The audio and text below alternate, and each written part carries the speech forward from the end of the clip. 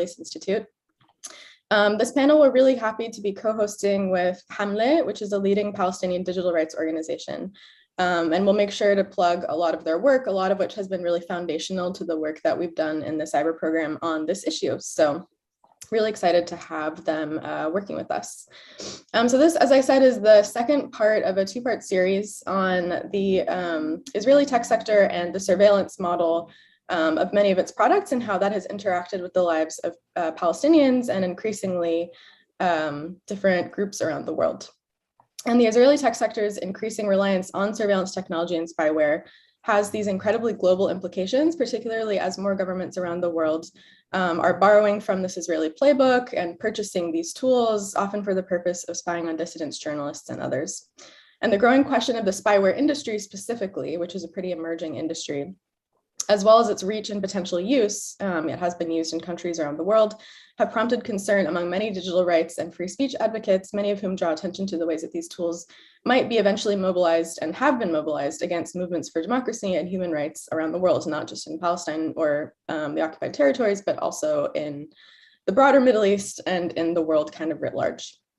So building on the first event in the series, and we'll make sure to link to that, and there's a live or a recording of it if you want to go back and listen. We're going to take kind of building on that framework. We want to discuss how Palestinian communities have acted as this real kind of sandbox, this testing ground for surveillance technologies and for the operation of a security state that has used digitally enabled tools to really limit and monitor the lives of people living under the occupation. I want to pose the question, what might the rise of this surveillance state, this particular model, mean for the rest of the world as people kind of look to this model and emulate it? So I'm really excited to be co-hosting this panel with Hamle, the Arab Center for Social Media Advancement, and the Cyber Program and the Palestine Program at the Middle East Institute. I'm also super glad that we have two very, very esteemed experts on this topic to join us today. Mona Shtaya, who I'm really excited to have with us, is a Palestinian digital rights defender working in the MENA region. She works as an advocacy advisor at Hamle and is a non-resident scholar with the Middle East Institute with the Cyber Program. She's also currently working on getting an MA in social media and digital communication at the University of Westminster. And previously, Mona worked as the community outreach specialist at Transparency Palestine, the national chapter of Transparency International. So welcome, Mona. Lara Friedman, who I'm also really excited to have with us, is the president of the Foundation for Middle East Peace. With more than 25 years working in the Middle East foreign policy area, Lara is the leading authority on US foreign policy in the Middle East, with particular expertise on the Israeli-Arab conflict, Israeli settlements, Jerusalem, and the role of the US Congress. She's published widely in the US international press and is regularly consulted by members of Congress and their staffs, by Washington-based diplomats, by policymakers in capitals around the world, and by journalists in the US and abroad. In addition to her work at FMEP, Lara is a contributing writer at Jewish Currents and a non-resident fellow at the US Middle East Project. And prior to joining that, Lara was the director of policy and government relations at Americans for Peace Now. And before that, she was a US Foreign Service officer serving in Jerusalem, Washington, Tunis, and Beirut. So I'm really excited to have both of you with us. I think it'll kind of shed this interesting light on the ways that American foreign policymakers, people watching this space who may not be familiar with the very specific Palestinian context, have sort of had to get really familiar with it really quickly when, these allegations and these waves of, sort of stories about companies like NSO Group and about the increasing disturbing nature of the surveillance, the digitally enabled surveillance capabilities of the Israeli state kind of came home to bite the US in some ways, kind of resulting in some, sanctions on different spyware companies.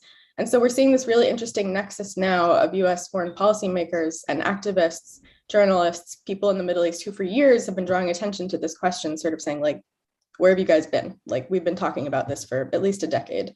And so now we're at this really interesting turning point where the conversation is really going global. And I hope that this discussion will help us kind of take that to that level. So as kind of an opening question, and I'm going to go to Mona first and then to Lara. So for anyone who's joining us and sort of already has, the likelihood is that a good deal of people joining us at the Middle East Institute already follow Middle East politics pretty closely. If that's not the case, if you're listening, don't worry, I won't tell anyone. And may also already be really familiar with the Palestinian context. But many people, when it comes to the issue of the spyware industry and digitally enabled surveillance of people living under occupation, might not make the connection to how the ways that these technologies are being tested sort of on Palestinians now might have salience, and indeed has had salience and will continue to have salience for everyone around the world. So can each of you talk a little bit about why you see the case of Israeli surveillance technology as part of the larger surveillance state and security state that Israel has sort of operated for decades, as troubling, not just in the case of Palestinians and other people who are subject to its reach, but also as a harbinger of things to come kind of more broadly. And we'll get more into specific details as we go on. But Mona, I'll go to you first. Thank you, Eliza. So basically, as Palestinians who are living there, who is living there in Palestine under the Israeli military occupation, like we are observing, let's say, security states where we are just living under surveillance technologies. If we walk in the streets, if we are talking to our beloved ones on the phone calls, if we are using the internet, if we are using any kind of social media platforms. So it's kind of, you are living in a surveillance state where everything is connected, everything is monitored, everything is watched. And I believe that the whole world didn't care about that or didn't think about that from before. Just like last year when we have this groundbreaking Amnesty International report about Pegasus and how it's being used against other diplomats, officials, politicians from the global north, let's say, they start caring, because before that, the Israeli government or authorities, they were also, and companies, they were also exporting this kind of surveillance and spyware to other governments, to other regimes, oppressive regimes like Morocco government, like the UAE, Saudi Arabia, and others, where they are using that against their opponents, political opponents, journalists, and others. And we've never heard anyone criticize that or talked about that. Like if we are hearing like some voices here and there, that's because they are activists, but we've never heard like any kind of official response to this kind of surveillance. Last year, when we saw how Citizen Lab and Amnesty International launched that investigation in collaboration with other journalists and organizations around the world, we start hearing like some kind of movement from other governments, from the US, basically government, where they blacklisted Pegasus for NSO, and other governments around the world.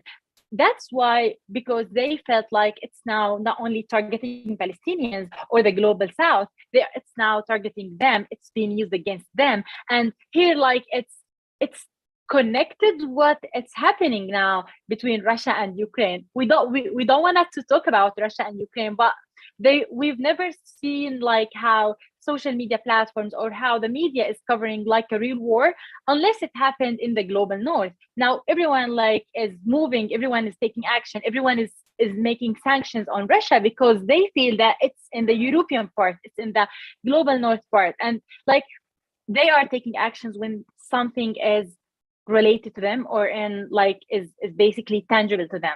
So this is basically how we see like we are a testing ground for them, and they are like have been profiting from the surveillance technologies for years now, and also from other military products for years now, but we've never seen any kind of movement or something like that.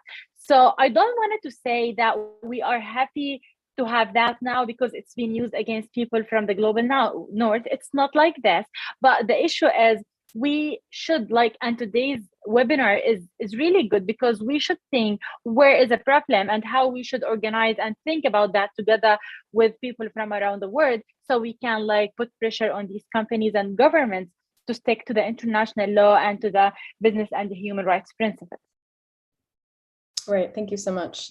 Lara, can I go to you? Sure, and I think Mona really summed it up very well, sort of picking up where she left off. The concerns today, there's tremendous concern about rights, about, the post-World War II liberal order, which deals with rights, but including rights of things like privacy. And what we have seen for years, those of us who work not just on Palestine, but on rights issues across the globe, rights issues that maybe don't hit home for people in Europe or in North America, what we've seen is there is a sense of, well, maybe, we have time to think about it, we'll get engaged, but at the point where it becomes politically awkward or too difficult, this is too far, it's too hard, we don't really care, except when it comes back to bite us. And the thing that is clear now, and activists in Palestine have been saying this for years. I mean, Israel is developing surveillance. It is using the West Bank, is using the Gaza Strip, it is to some extent using its own people inside the Green Line as well, particularly those who are not Jewish, as a laboratory for developing incredibly powerful weapons. And these tools have to be understood as weapons. When you talk about them in terms of surveillance and technology, I think people fail always to understand, to make the connection that these are weapons. I mean, look at what Pegasus can do, the way it can both infiltrate someone's privacy and also exfiltrate things into their orbit to cause problems for them. It is clearly a weapon. And it is used these areas as laboratories, and more or less nobody cared. No one cares until it feels like it might actually influence them. And when you talk at the beginning, you mentioned a turning point, or maybe I've heard people talk about a tipping point. Well, now people care, and I'm sure we're going to talk about this more. The challenge, I think, as people start to care is how much do they care? And how do they end up balancing this? Because Palestinians know what it feels like to be facing this weapon and have it used against them in every aspect of their lives. I would say Americans are already facing enormous limits on their privacy, and they pretty much factor it in and choose to not care unless, they find out that someone is profiting off it. I think there's this challenge in the world to get people to understand what it means to lose your right to privacy. If you say, well, that whole thing, well, I'm not doing anything wrong, so I don't care if people are watching me, which of course is ridiculous. And let someone hack your email once and you'll see how ridiculous it is. But these weapons are being sharpened and hardened into really powerful threats that go beyond the global South into the global North. And the challenge is both to get people to care beyond the, wow, this is shocking, and wait a minute, you are also listening to French politicians, but also to get people to understand, again, thinking about this as a weapon. The instinct across the world of governments is to say, first of all, how do I keep us from being threatened by these? But also, if these weapons exist, how do I make sure they're on our side? Which actually almost guarantees that they continue to spread when the good guys want to have them too. So the threat here of the constant expansion of this weaponry around the world is with us today, and I don't think it's going to be easy to put back in the bottle, but at least awareness of it is growing. Right. No, thank you both for that. And unfortunately, because the US tends to drive the conversation on many issues about tech and ethics around the world, not always taking its cues from people in the global South, who honestly, most of the time have been the ones really pointing and drawing the most close attention to some of the most troubling implications first. This means that, in the past couple of years, we've had a conversation about privacy in the US that has really drawn attention to the ways that social media companies and technology companies in particular do really have, a threatening kind of overreach, and kind of there's this normalization threshold that I think you see where, it doesn't feel super normal that, like, my phone knows how to scan my face to open my bank account. Like, if I take a step back, I'm like, wow, that's kind of weird. I can't believe I've normalized that over time. And I think people also have kind of that instinct as well, is like this normalization threshold. The more that you get used to having your face scanned to go through a checkpoint, the more you get used to the idea that that's something that's acceptable, and that you don't have any kind of rights to opt out. You don't have any right to an alternate option. And I think Palestinians have known uniquely for years that that's the case, and that normalization really cannot be allowed to happen, especially if you know for a fact that the people sort of in charge of the way that it's deployed maybe don't have your best interests at heart. So I think that's why this case is so instructive. So Mona, going back to you, in the last panel, we did talk a lot about kind of some of the specifics of what we mean when we talk about the surveillance state, kind of this catch-all term. So talking about the technology-enabled security measures. I love that phrase, security measures. CCTV cameras in daily life, these really intense biometric scans, different kinds of databases with, scans of Palestinians' faces taken without their consent in some cases, in most cases. And then in addition, we probably will see if we can get into the social media component of it, but the tools and the tools, again, weapons that Laura mentioned, that are more active kind of spyware that do, and we've had obviously recent kind of news about the ways in which that tools like Pegasus made by NSO Group have been used explicitly against not only Palestinian activists and organizations, but also against Israeli citizens and political opposition. So this is a really interesting kind of, escalation. So I want to talk to both of you about the justification, how this has been normalized on the part of the Israeli state and many of its allies and backers. So Israeli officials have talked about the potential of technology-enabled surveillance equipment, whatever you want to call it, weapons, to shrink the conflict. I think that those were the words of Prime Minister Naftali Bennett. I made the case that technology-enabled surveillance actually helps improve movement, access, and daily life. That's the exact quote for Palestinians. So how can we understand this statement? I won't comment on it personally. I'll let both of you do that. I won't, share my opinions until later. But Mona, going to you first, why is the notion of technology making the tracking and monitoring of Palestinians life, making life more rather than less secure, such a prominent narrative? How have you seen this sort of narrative justification play out in the last couple of years? Thanks, Eliza. I'll start from where Lara was talking about when people are saying like we don't have something to lose, like it's fine if they violate our privacy. So there is like a quote that I've heard from someone. He said like those who says we don't care about privacy since we don't have something to lose are the same like people who says we don't care about freedom of expression because we don't have something to say. And then when they have like a crackdown or when they have like some political implications or something like that and they want to comment on that, they are not able to comment because they don't have the freedom of expression and they did not take action at the time when they were asked to take action. And that's like a crucial issue. During the past 2 years, the governments around the world, the oppressive regimes, they were trying to normalize the surveillance technologies. And unfortunately, in most of the time, like under the pretext of public health, obviously, unfortunately, in most of the time, they succeeded in having that. We Palestinians have been experiencing this kind of surveillance state and living under the surveillance state for like decades ago. Now, every single phone call in the West Bank or in Gaza Strip is being monitored. Like last year, the Israeli government announced that they have the ability to monitor every phone call in the West Bank or Gaza Strip. So we've been like in this battle for a long time now, and we know what does it mean to be watched all the time or to be monitored all the time, or you can't share some jokes sometimes because it might be understood in another way, or it can be like you could be prosecuted because you are making some kind of jokes that it's political jokes or something like that. So it's really like tough and hard to live under this kind of surveillance state because it affects our behavior, it affects our self-censorship. We have a higher censorship. We can't like make jokes, we can't like talk freely to our friends, to our family, to our beloved ones. We can't do like anything in a normal life because we usually have this kind of feeling that we are being watched and someone could take an action against us without doing anything.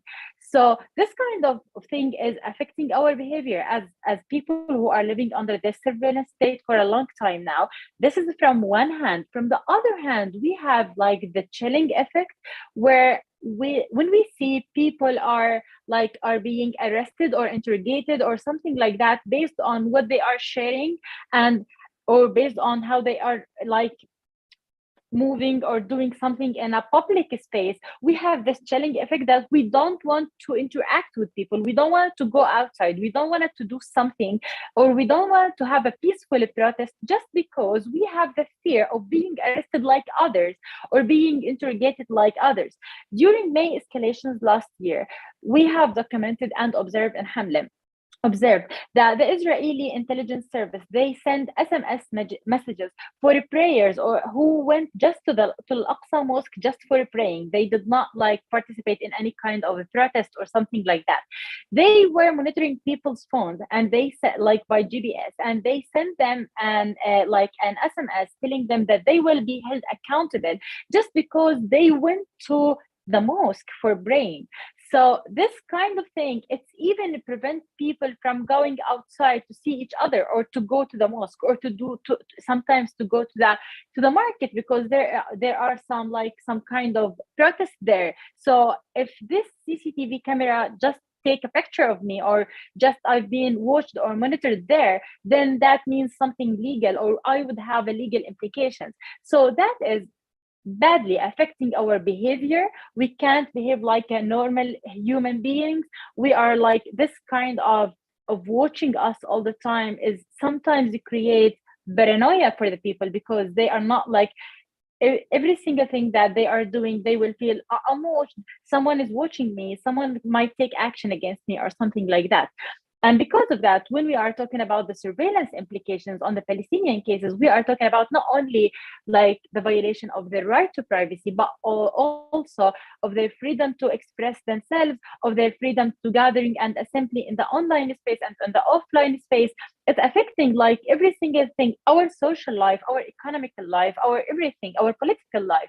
And because of that, we can't even change our political system back in Palestine, because we have this kind of like, we are scared because we are watched all the time. We did not have elections since 2006, and we can't change this kind of bad political situation that we are living in, even in our like, let's say, even in our internal issues, political issues, just because we have this kind of thing. And we at Hamle have published previously a report called The Chilling Effect, where we were asking people about if they are sharing, or young people basically, if they are sharing their political opinion on the social media platforms.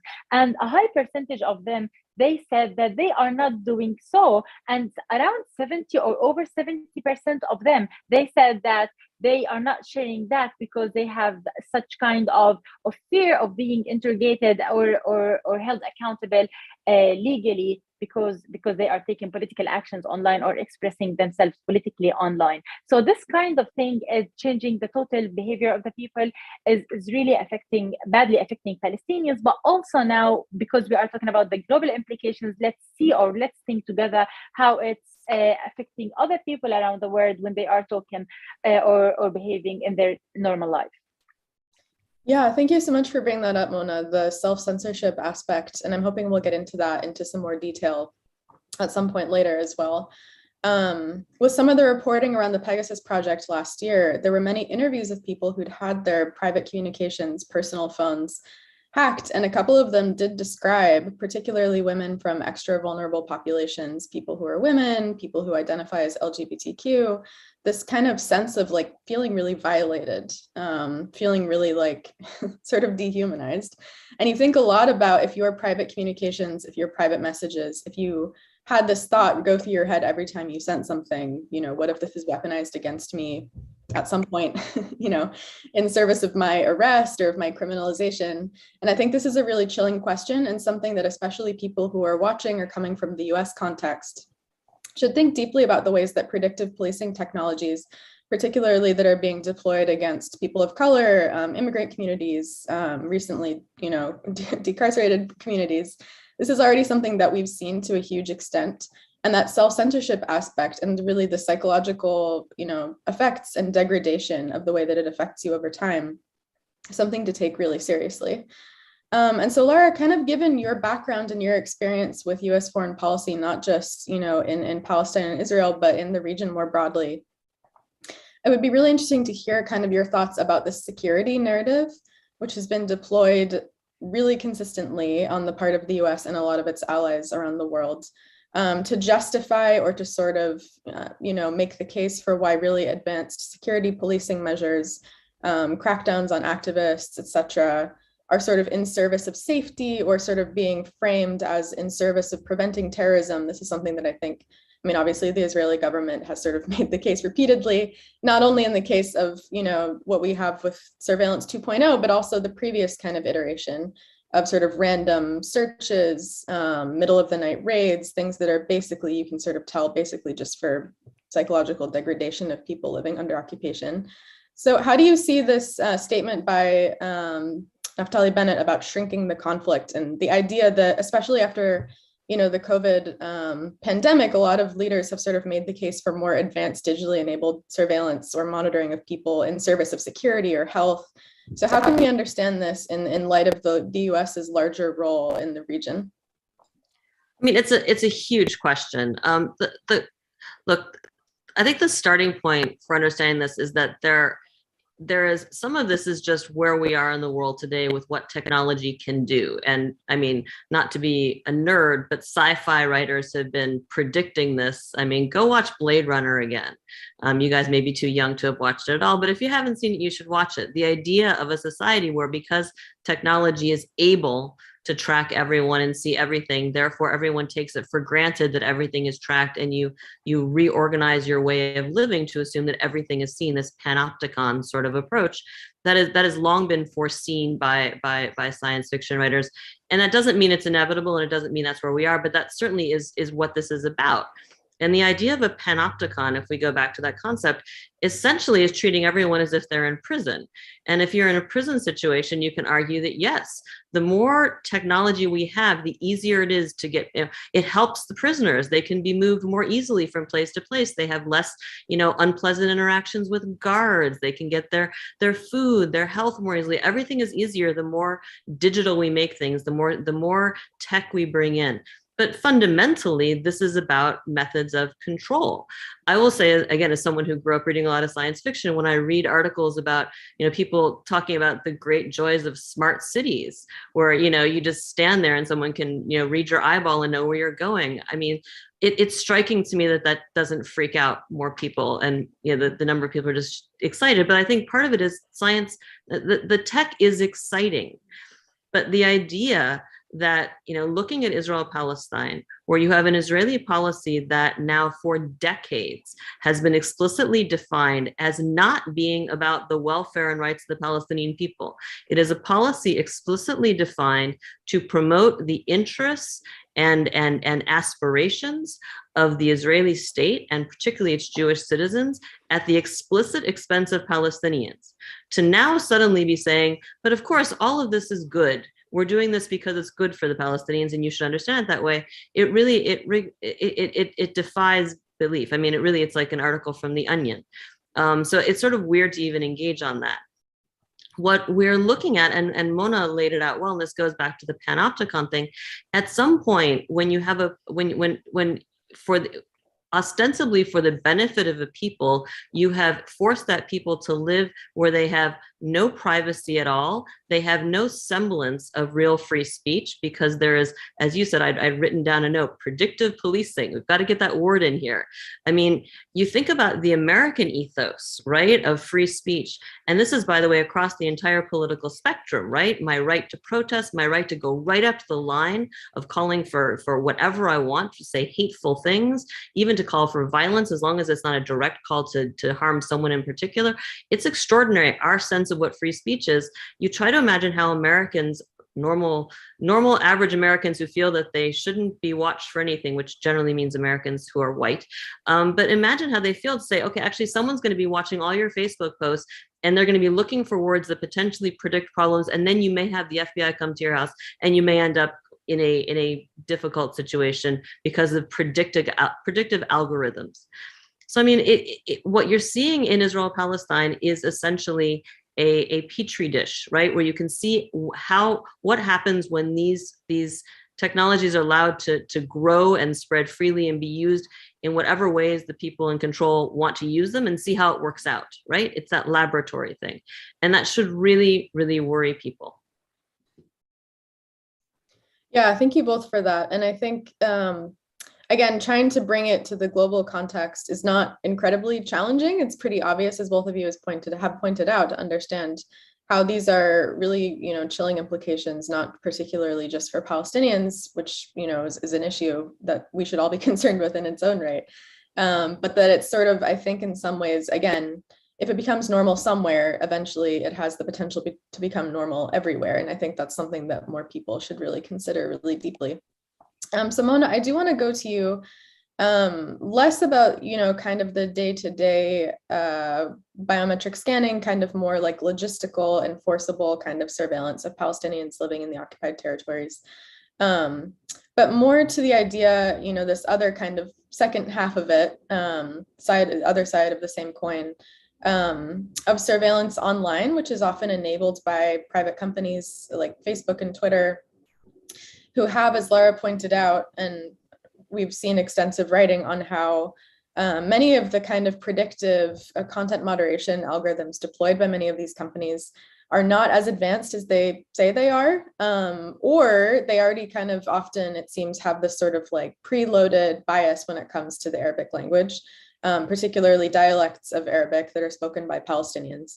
So can you talk a little bit more about the social media component of this, and sort of, Hamle has done incredible, I think the best work that exists on this issue in particular, really kind of showing, particularly in the wake of, the clashes and the uprisings around the issue of Sheikh Jarrah last year.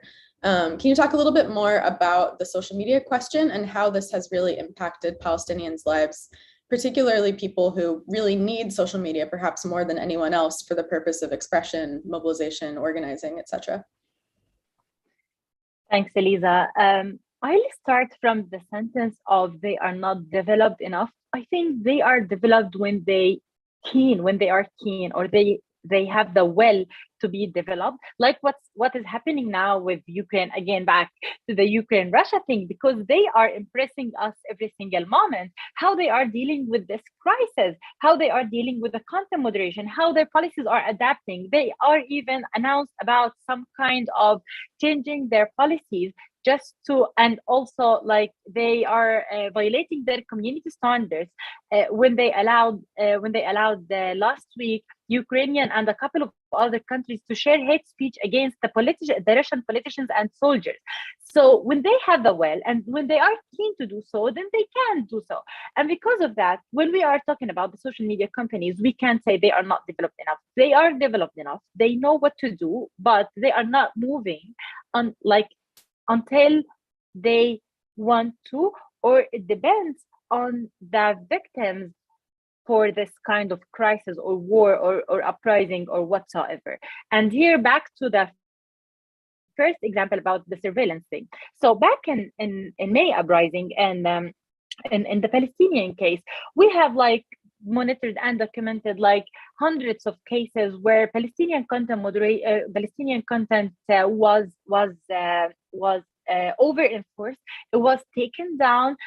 Some of the posts or many of the posts that were taken down were documentation of human rights violations, and we were able to restore them. We have documented 500 cases where many of them was just like a documentation of human rights violations. 85 of these cases were on Meta's platform like Facebook and Instagram, and at that time they claimed that they have this kind of so-called technical glitch. It was against the and also against the indigenous people of Colombia. So I think there is some kind of glitch when it comes to the global South people again, not when there is something related to the global North policy. And this kind of surveillance or predictive thing, it's not only about like how they are moderating the content. There are like a couple of issues, how they are dealing with the Palestinian dialect, who's managing that or who's moderating that, how they are receiving the requests from the Israeli government or from the Israeli cyber unit, because the Israeli cyber unit have been reporting and sending requests to the social media companies like usually, and they are taking these requests and on a serious matter, and they are taking down this kind of content. It started and like the Israeli cybercrime law, for those who never heard about that, it was established in 2015, and they have been reported since then to the social media company. In 2016 they sent around 2,240 cases, and like they keep increasing this kind of requests till 2019 they send over 20,000 cases to the social requests to the social media companies. And when we are talking about the request, it doesn't mean one post, it might have like hundreds of posts. So we are talking about like monitoring, like a huge or intense monitoring for the Palestinian content on the social media platforms. And this kind of thing, like we have now basically two ways of censoring Palestinian voices. The first one is the voluntary takedown from the Israeli cyber unit, and the second one is the normal or the usual algorithms from the social media companies. And both of them are working systematically to silence Palestinian voices, beside other ways or other systematic ways that the Israeli government is utilizing to attack the Palestinian narrative, like the Gongo or the governmental operated NGOs like ACT-IL and 4IL. ACT-IL, they announced that they will be deactivated last week. This is like the good news. They have been announcing that they will deactivate the work. But usually how they are working is they collect some kind of posts that are supporting the Palestinians, for example, put them on their platforms, ask their supporters and pro-Israeli supporters to report those. They are playing with the algorithms. They do the opposite with the Israeli propaganda posts. So this is how they are dealing with that. So there are like systematic efforts how they are silencing Palestinians on the social media platforms. Besides all that, we can't ignore like the surveillance capitalism, where social media companies in the normal way, they are also utilizing people's data to profit from our data. So it's like our privacy is not only violated from the governments and regimes who like putting pressure on the social media companies, but before that, from the business model of the social media companies like Facebook, they are like profiting, or their revenue, 97% to 99% of their annual revenue is coming from the ads, and the ads is built on our data. And because of that, when the EU countries announced that they don't want to allow social media companies to use people's data to profit from them in their ads, they said that we might stop working in the EU countries. And like it's a big play. We can't like just talk about everything now, but this is like an overview about how surveillance capitalism work with the oppressive regimes to silence people and to monitor them on the online spaces. Yeah, thank you so much for that. I think it's proven to me in my own research and my own kind of experience, sort of what you mentioned, that the more a person or a group of people rely on social media and rely on digital channels of communication, the more deeply they need it. And this is particularly the case for stateless populations, refugee populations, people who basically have no other kind of lifeline. The more they are subject to sort of be betrayed a little bit, or to have those same tools kind of weaponized against them. And I think Palestinians are sort of this excellent case where, you know, in the absence of a functioning kind of state or national movement, or a lot of tools for connecting and working together, even just the logistics of travel within the occupied territories being so difficult, digital channels have been so crucial for Palestinians, and especially for Palestinian movements for kind of democracy and self-determination,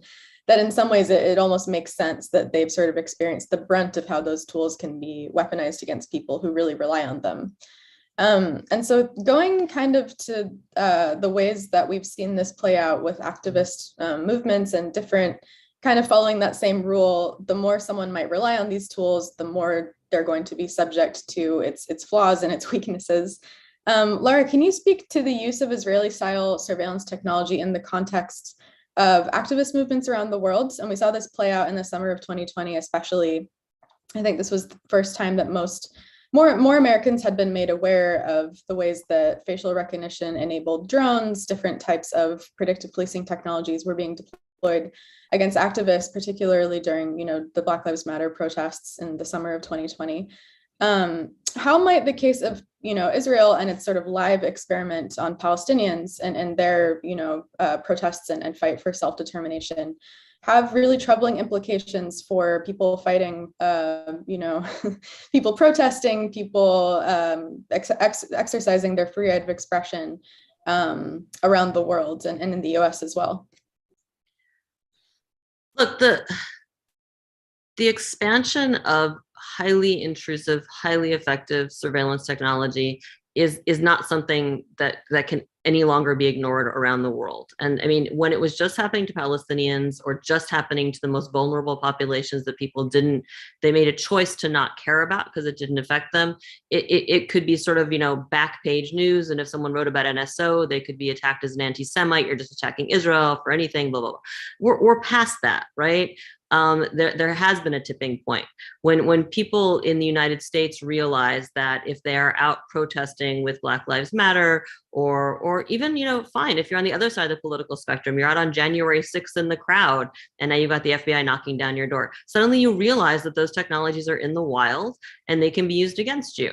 And that is, I mean, in one sense, it's terrifying, I think, for a lot of people if they think about it, if they let themselves think about it. And again, I think a lot of people will say to themselves, well, it doesn't affect me. I'm a good person. I don't do anything anybody would be surveilling, so I'm not worried, which is probably how most of us get through the day as we walk around our neighborhoods where everybody's got a ring on the front of their door, which is taking, surveillance video of everyone who walks past the door.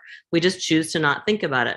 But to the extent that there is, I think, a growing awareness of the way this can be used against citizens, including in Western democracies, by law enforcement acting what is ostensibly a legal way to surveil them, even if they are technically not breaking the law, I think that is a positive in the sense that fixing that problem globally has a potential to fix the problem for the Palestinians or lead to improvements for the Palestinians, right? It is depressing to say that the battle for rights of the most vulnerable populations, if the less vulnerable populations do not feel their own interests are vested in the outcome of that fight, those fights don't tend to come out particularly well. People have a lot of good intentions and they say a lot of nice things. They can look in the mirror and say, I care about values. But at the end of the day, it doesn't go anywhere. When they see that their own interests are being hurt, I think there is a greater potential for global changes. And I have believed for a long time that the only way you're going to get most of the people in the world who have power and privilege to put some of that on the line for vulnerable populations, particularly populations like the Palestinians, who are not only vulnerable, but are politically incredibly inconvenient for people who don't want to have political problems, right? Don't want to get involved in political arguments because of how big an issue US support for Israel is in the West, and particularly in the US. I mean, it's not going to be solved on its own. It's going to be solved because at some point people are going to care about the broader values. If at the end of the day, people say, well, we want to deal with surveillance, but we want to continue to have an Israel exception and let Israel do whatever it wants to the Palestinians, I think surveillance is a good sign of why that doesn't work. Because once these tools developed to target the Palestinians are in the wild, and I love the term surveillance capitalism, there's huge money to be made in surveillance, whether it is things like NSO selling its wares to bad actors around the world, or even maybe good actors around the world who feel like they have to be armed so that they can meet the bad actors challenge. The amount of money that comes out of monetizing, securitizing our privacy as individuals, whether that's at the level of our health insurance companies or on social media, we have to be engaged. And the solution, if we want to protect these interests and our privacy, cannot be just fixing it in our city or our state. It's going to have to be this is why I go back to what I said at the beginning. If you think of surveillance technology as weapons, the answer, when people realize that there was a global problem with certain kinds of weapons, were actual international law and bans or restrictions on trade in these weapons that apply worldwide. If you don't take that kind of approach, then it's like a sieve. It's all going to come through anyway. Yeah, exactly. Thank you for that. And I think it really raises the question. We have about 15 minutes left, and I'd really love to sort of take that cue and move to kind of discussing some of the steps that can be taken and some of the steps that have been taken to kind of draw attention to this issue and to kind of help reduce some of the harm that's been created by this kind of by these kinds of practices. And so, Mona, I want to talk to you first about some of the, Palestinians have also had to lead the way, not necessarily by choice, and really coming up with some like ingenious and really creative ways to either evade or to find ways to kind of like survive and thrive and find ways of tricking the algorithm and managing to basically continue to communicate via social media. Especially, you see, for example, alternate spellings of words using sort of like dashes or underlines in text so that algorithms can't pick up certain phrases that people know at this point are going to automatically have a post taken down. So can you talk first about some of the steps that Palestinian people themselves have taken to really kind of try to make life under this type of surveillance more livable? And then we can go to some of the like kind of broader policy solutions as well, because I think we should center the narratives and sort of the pre-existing practices of Palestinian communities when we think about policy solutions to this issue in particular. Yeah, sure. So when we are talking about, like, since we started, we've been talking about three kind of surveillance. The first one is a mass surveillance. The other one is the spywares and the normal surveillance for individuals. And the third one is the online surveillance or social media surveillance. And each one of them, like Palestinians, have been trying to develop creative ways to overcome or to live with or to try to think about the reality that we are living with. I'll start with the online surveillance where Palestinians were trying to have such kind of symbols or changing words or using specific kind of spelling for words so we can use it.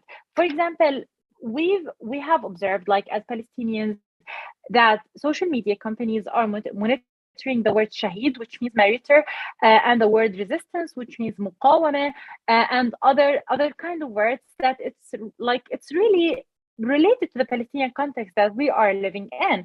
And because of that, people start like either put spaces between each letter and the other one. Sometimes they use some English letters inside the Arabic word, and they are changing that. Sometimes they are using samples. For example, during the May escalations, they have been using the spoon, not the spoon, the watermelon, so they can indicate that this is something Palestinian, and they can gain like much more interaction with their posts. Sometimes, like after that, later on, during the sex prisoners who escaped from the Israeli prisons, they were using the spoons. So they are usually thinking about new ways to write on the social media. In Arabic, we have like some dots on the letters. So sometimes they are writing letters without dots so they can overcome the surveillance issues or the censorship issues on the social media platforms. But to be honest with you, this is like not a solution. This is like a very short-term solution, as social media platforms is working or is depending on the algorithms. And when we are talking about algorithms, then the algorithms is being trained by machine learning. And this machine learning is like, it's trained.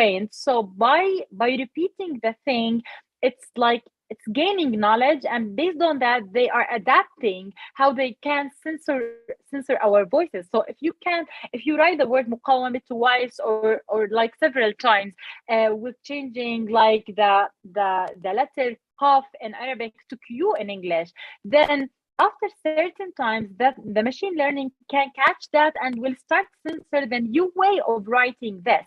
So this kind of censorship, it's not like of overcoming the obstacle. It's not like a solution. We should think about policies. We should think how Palestinians should adapt, how Palestinians should pressure social media companies alongside with our allies and partners and activists around the world to put pressure to make that, like, to change their policies. Because when they want to change their policies, when they're keen to change that, they are changing that.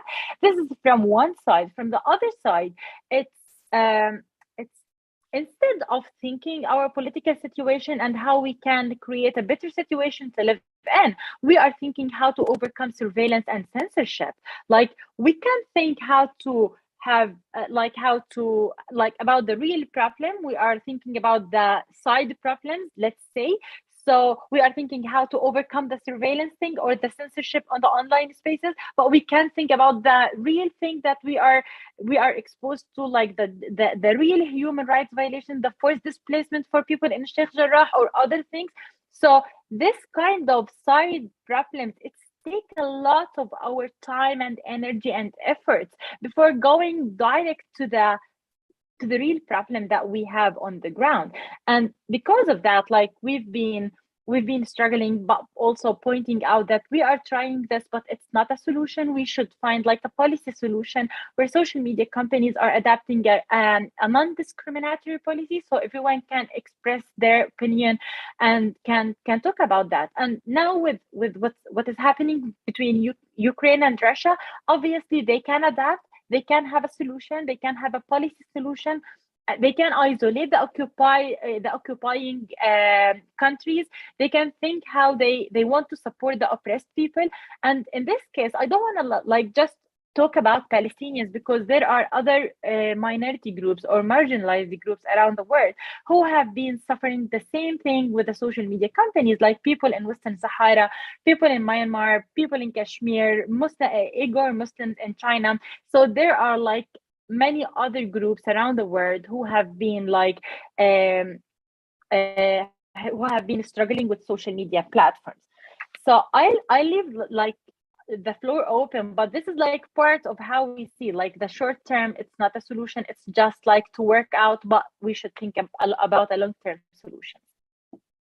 Yeah, thank you for that. And obviously I'm not suggesting that these kind of short-term workarounds are, a long-term solution, but I think they're instructive about the types of solutions that we could start thinking about. So really, making sure that young people have a sense of digital hygiene practices, are really aware that certain words, certain kind of trigger phrases that they publish online without knowing it could, be creating kind of this set of implications later on. And Hamle has done some really amazing work. And I put in the chat just a link to some of Hamle's recent campaigns on the issue of sort of digital hygiene, especially for young people who rely more than anyone, I think, and have in many cases, it's a really, really popular kind of powerful area for political education. So I think it's more important in some ways for young people, especially who are sort of still learning how this issue works, to really be aware of the ways that technology enabled information might not always have the best kinds of interests, whether it's in presenting equal narratives or whether it's in making sure that, a person's right to privacy is protected.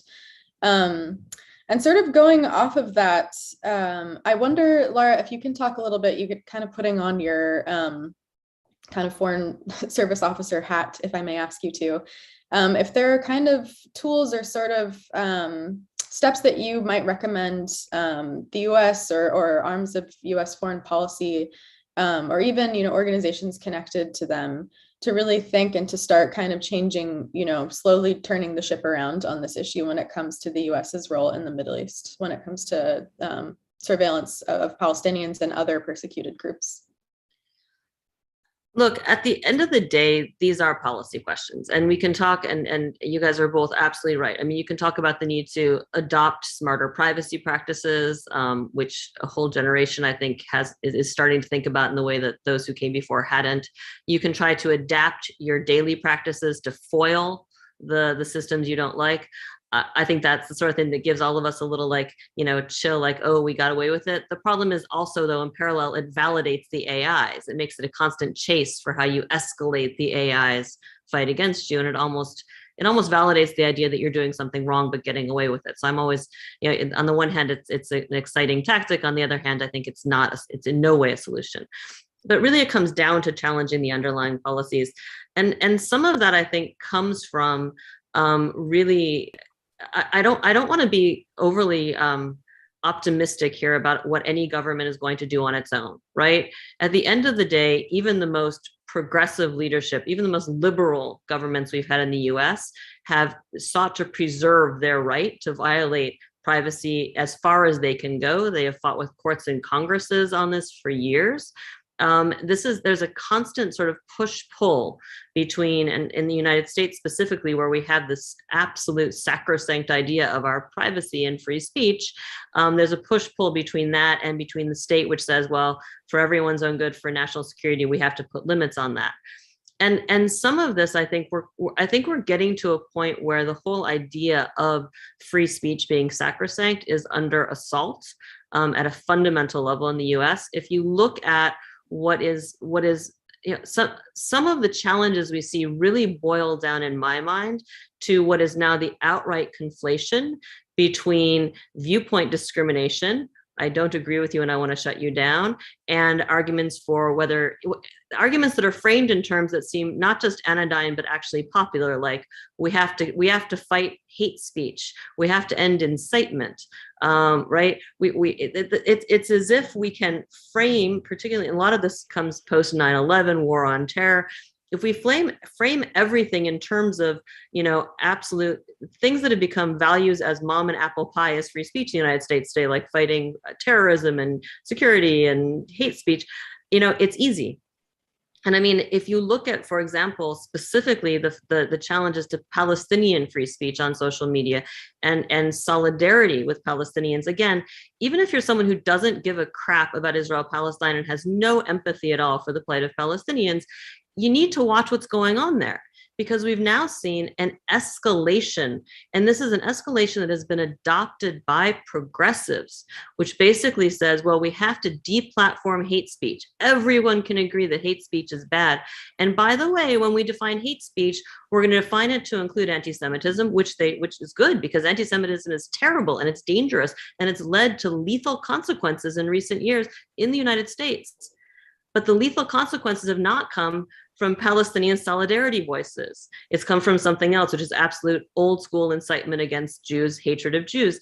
But when we define the hate speech that needs to be deplatformed, we're going to use a definition of anti-Semitism that explicitly, whether it is by design, as many of us believe, or by accident, as others will argue, it is a definition of anti-Semitism that conflates criticism of Israel. In fact, it actually conflates the Palestinian historical narrative of dispossession with anti-Semitism. And just in the last, I think a week ago, the Anti-Defamation League announced a new hate index, which is going to be AI. It's AI powered, and it's based on a definition of anti-Semitism that explicitly includes criticism of Israel and anti-Zionism. That historically would be called viewpoint discrimination, not fighting hate speech. And folks, again, even if you don't care about Palestinians, as a matter of policy and rights in the United States, people need to recognize what this slippery slope looks like. And it's a shame, I have to say, I feel in my heart, it's a shame that I have to say to people, if you don't fight this now, it could come back to take away your free speech. But it seems like until it does take away people's free speech, they don't really start to care about what's happening to anyone else. And that's depressing. As a matter of policy for the US, I don't actually believe, until there is real pressure from grassroots organizations, from grassroots activists, and potentially from an international community which says we need help from the US in regulating this because this is an existential threat to our nation, to our nation's sovereignty. I don't think you're going to see a US-led pushback on this of the kind that maybe you would hope to see. Yeah, thank you for that. And I think I agree with you, Laura, that until there's kind of a larger policy response to the issue of the Israeli occupation of Palestinians, and this is something that has continued to kind of ramp up, more and more international organizations around the world are willing to call the Israeli occupation an apartheid regime. And so until the US kind of catches up and really kind of takes a hard look, I agree with you, it's going to be difficult to really address this issue in full. So to finish off, I kind of just want to give you both a last kind of word to plug anything, any work or anything exciting that you're watching in this space that you think is sort of useful for our listeners to think about as we think about solutions. And I've put in the chat a link to the Palestinian Digital Activism Forum, which will be hosted by Hamle this year. You can register for that. I think it'll be a really interesting way to continue to learn more about this issue and about Hamle's work.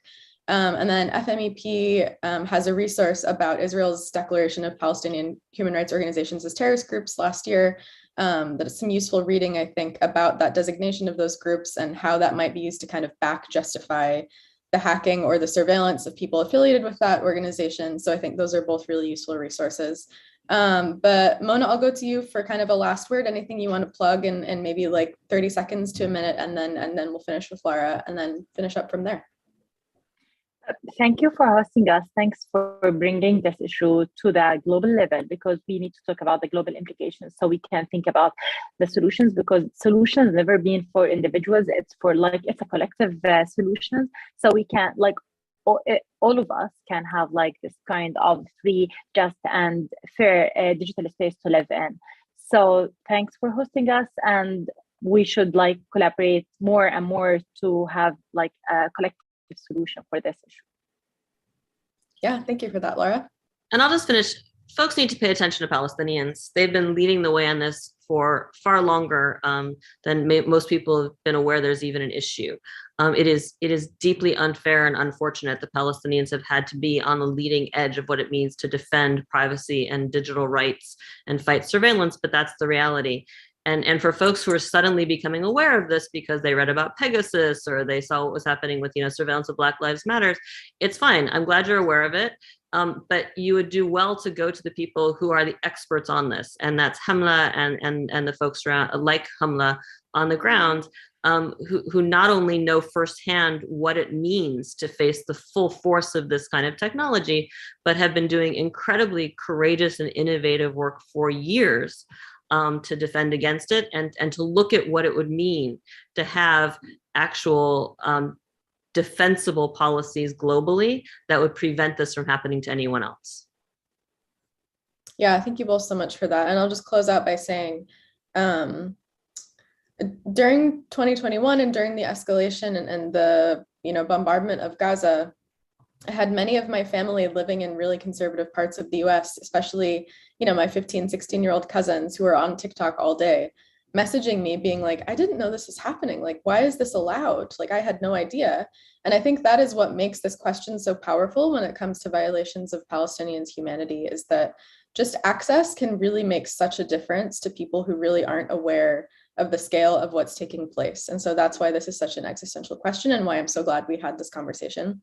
So thank you all again for joining us. We will have this live recorded and put on YouTube if you want to review later, if you want to make it available or share with anyone else. Thank you so much to Hamle. Thank you so much to Mona and Lara for